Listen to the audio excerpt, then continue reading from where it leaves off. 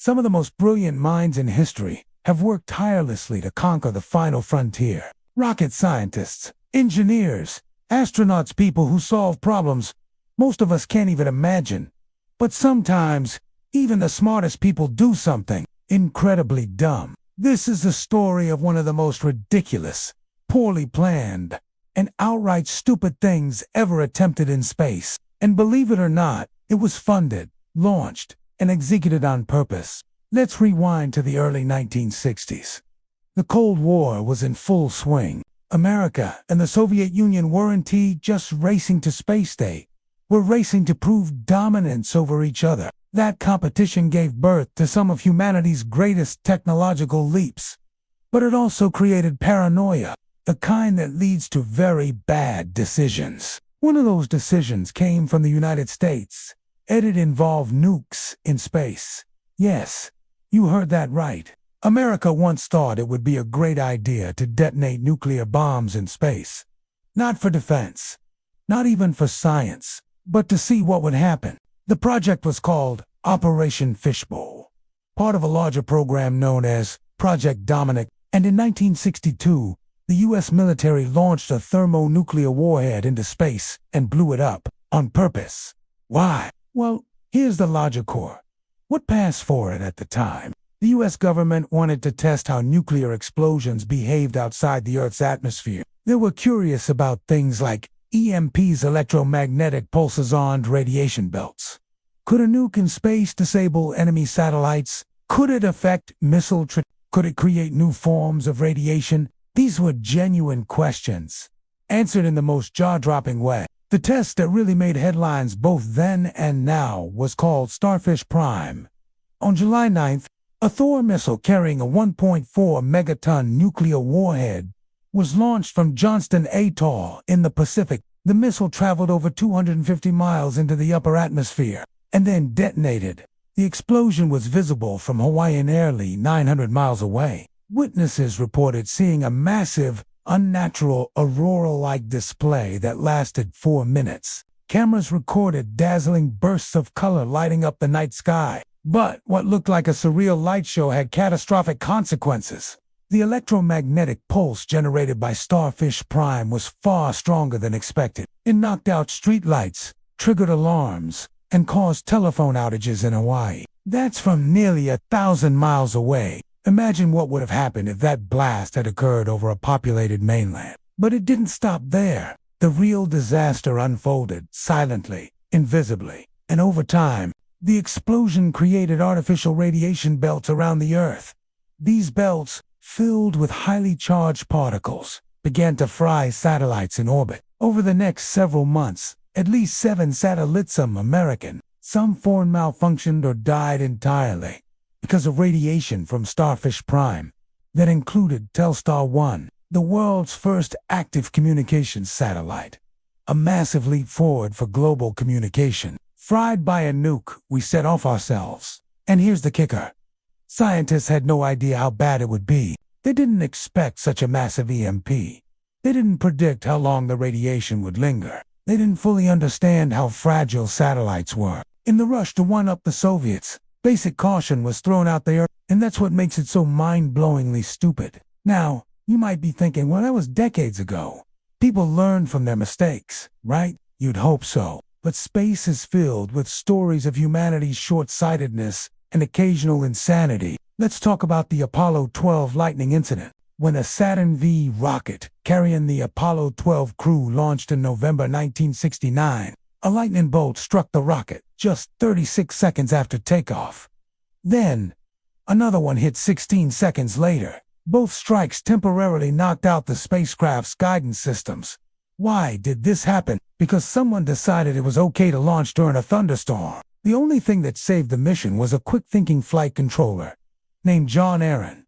He remembered a little-used switch, C2O, that brought the instruments back online. Had he not recalled that obscure system detail in the heat of the moment, Apollo 12 might have ended in disaster, all because someone ignored the weather forecast. Or consider Skylab, America's first space station. It was rushed into orbit in 1973, with minimal testing.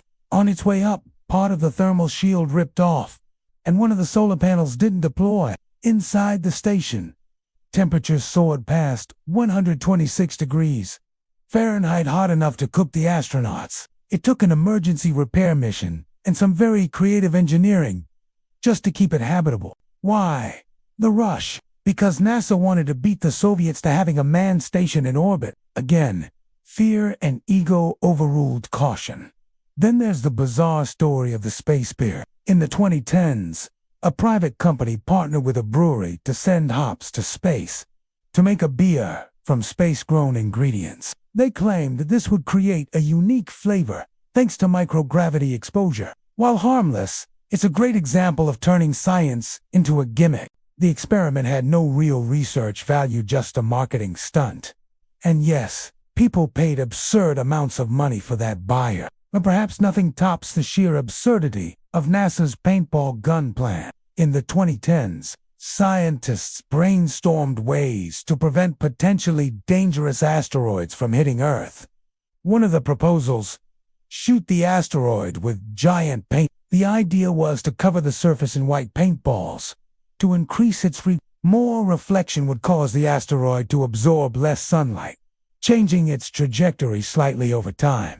Now, scientifically, the logic wasn't totally off. It's based on the Yarkovsky effect. But when you step back and picture it, a planet-threatening rock hurtling through space, and we're firing giant space paintballs at it, starts sounding like a bad cartoon episode. Even the International Space Station has its fair share of questionable moments. One astronaut, Sunita Williams, once ran the Boston Marathon in space on a treadmill while orbiting Earth. While impressive, it required significant energy, equipment, and communication just to simulate a run. Space is expensive real estate, and sometimes it's hard not to wonder if these stunts are worth the effort. And don't forget the time an astronaut brought a gorilla suit to space. NASA astronaut Scott Kelly was sent a gorilla costume by his brother Mark Kelly during a long-duration mission aboard the ISS one day. He surprised a fellow astronaut by jumping out in the suit and floating through the station.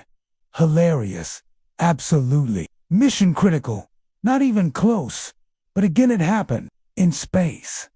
Even with all our advancements, humans are still humans. We bring our fears, our egos, our jokes, and sometimes our worst ideas with us into orbit and beyond. But that's part of what makes space exploration so uniquely human. It's not just about perfection. It's about trial, error, and the occasional facepalm-worthy mistake. Today, with more private companies launching into space and more nations joining the race, we're seeing new forms of ambition and new opportunities for things to go wrong. From SpaceX launching Teslas into orbit, to nations firing moonlanders that crash on arrival, the line between genius and foolishness is still razor thin. Space is hard. It's unforgiving. It doesn't care how smart we think we are. One tiny oversight, a loose bolt, a bad equation, a misread weather report can cost lives, millions of dollars, or even threaten global infrastructure. And yet, despite all the foolish decisions, humanity keeps reaching higher. We keep launching. We keep testing. We keep learning even from the stupid stuff. Maybe that's the most important part. Every misstep, no matter how absurd, adds something to our understanding. Even Starfish Prime, as reckless as it was, taught us about EMPs, radiation, and the fragility of space systems. The stupidity wasn't in asking questions. It was in how we chose to answer them. So the next time you see a space headline that makes you laugh, cringe, or shake your head, remember, even our dumbest space moments are part of a bigger story. A story about humans daring to explore the unknown, failing spectacularly, and trying again anyway. Because the only truly stupid thing in space is refusing to learn from our own mistakes. Like and subscribe to Beyond Stars if you believe that curiosity, even the chaotic kind, is what drives us forward. Let's keep exploring together.